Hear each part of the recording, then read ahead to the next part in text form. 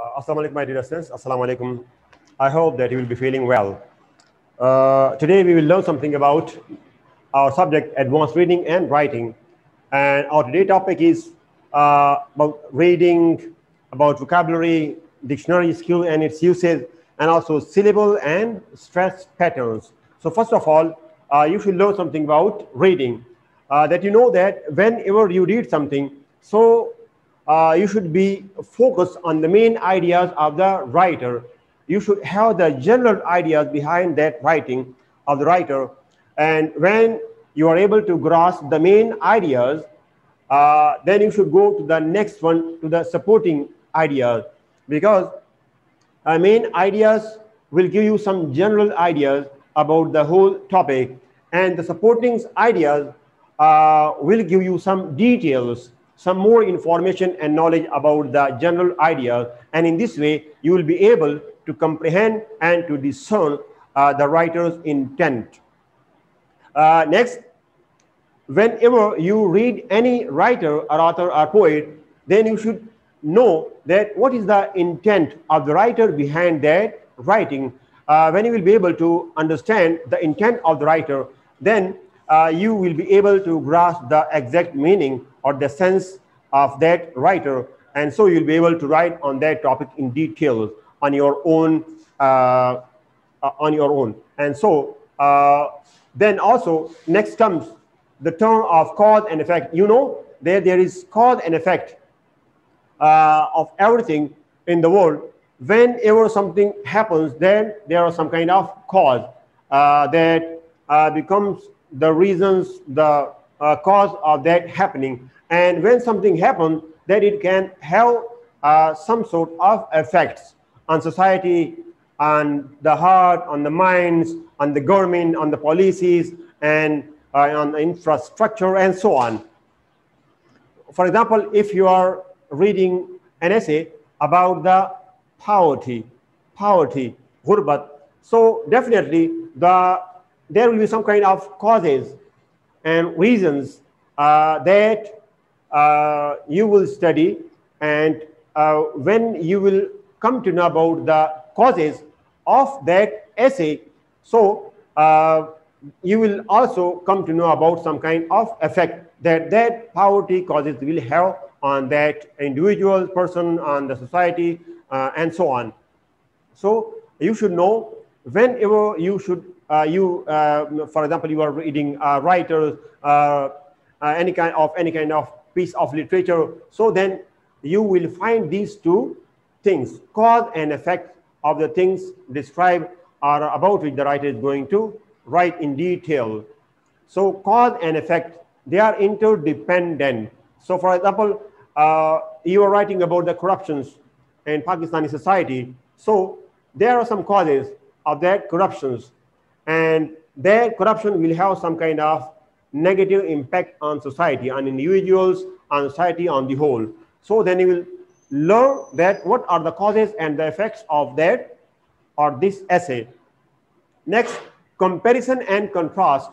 Whenever this is very important point, that whenever you are writing about or reading about any thing, or when you are studying any writer, then you should study the comparison and the contrast. So it means that what was the previous work of the writer, and now what is the difference between the writing that you are going to study now, because the writer is also a great reader, a voracious reader, and with the passage of time, his intents, his writing spectrums, and his outlooks on views, and his stance, and also points of view also changes with the passage of time. So you should make it a habit that you should make a contrast. You should make a comparison between the writer's previous work and the latest work. Then you will come to know about the difference between the difference about the previous work and the latest work, and you will come to know about the writer's individuality and his progress and development of thoughts. Because he will be given some kind of thesis and you will be asked to write an essay in detail about some topic. So whenever you are studying an essay or a writer and any piece of writing, then you should take help from the charts, diagrams, tables, lists, and graphs, which are being given by the writer or by the publisher there in the book, because they are a great help to facilitate your writing, and you should not neglect it. It will be just, for example, it can be, or it may be a diagram, and this diagram will be just a small one, but it can lead you, it can give you a lot of informations. For example, if you are reading a diagram in which you are studying that what was the readership ratio in Pakistan in 2001. So you can come to know by the help of the lines, by the help of the figures, okay, to learn about the readership ratio of 2001.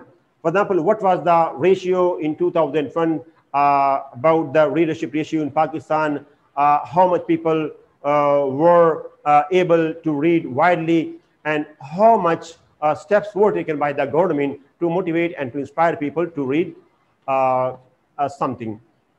Next, vocabulary. As you know, that vocabulary plays a very important role whenever you are going to read anything, or whenever you are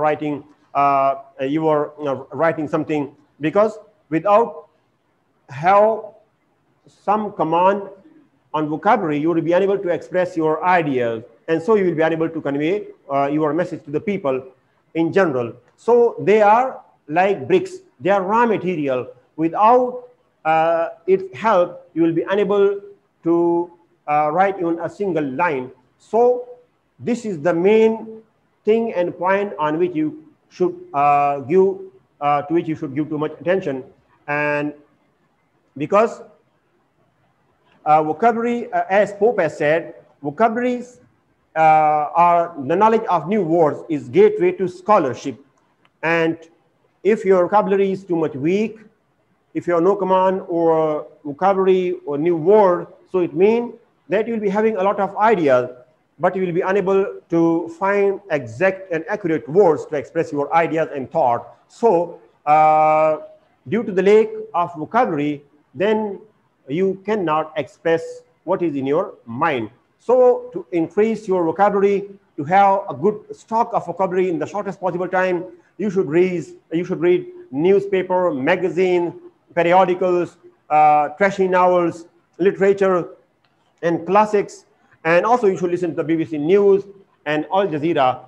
In this way, when you will make it a habit of listening to the BBC News, to different channels, to listen to table talks, and to read a lot of material, then with the passage of time and gradually your vocabulary will be enhanced and increased, and you will be able to differentiate between different shades of meaning, and will be able to convey your message to the reader and to the world at large. So therefore, you should not neglect it at any cost. But from today on, you should develop your vocabulary, and this is a skill. For this purpose, I mean, if you are interested in acquiring a good stock of vocabulary, then you should have a standard dictionary, which I have also told you when I was teaching you physical classes, that Oxford Advanced Learner Dictionary or Chamber Dictionary, or also Concise Oxford Dictionary, are valuable dictionaries in this purpose, and they are considered an authorities on English language. So therefore, take a standard dictionary and also make it a habit from today. This is the only way. But because we are Pakistani, we all the time want shortcut road, which is full of risk and danger. So this is a difficult and strenuous work. It will take some time. You cannot develop vocabulary just in a couple of weeks, in a couple of months, but you will give at least 1 or 2 years consecutively, and then you will be able to develop it. Next, dictionary skills. Dictionary will make the meaning of a new word for you. So you should also develop dictionary skills, or how will you use dictionary. So first of all, you should learn that what is the pronunciation of a word. And what is the pronunciation, the correct pronunciation of a word. And after that, you should come to the class of parts of speech. For example, to which class does this word or that word belong. And then you should come to learn different meaning of that word. And then you should also study the word syllable by syllable. And then you should also learn its stress pattern. For example, a syllable.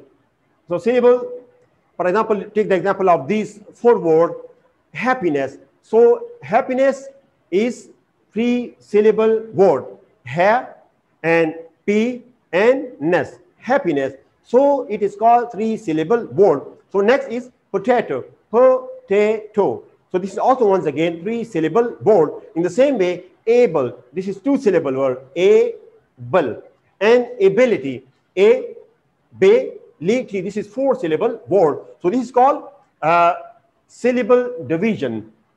In the dictionary, you should learn a correct pronunciation of any word by a syllable by syllable. And then come to the stress pattern.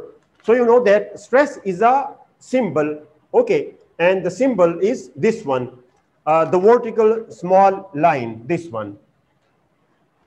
So now I would like to teach you that how will you come to know that stress falls on which word in the dictionary phonetics.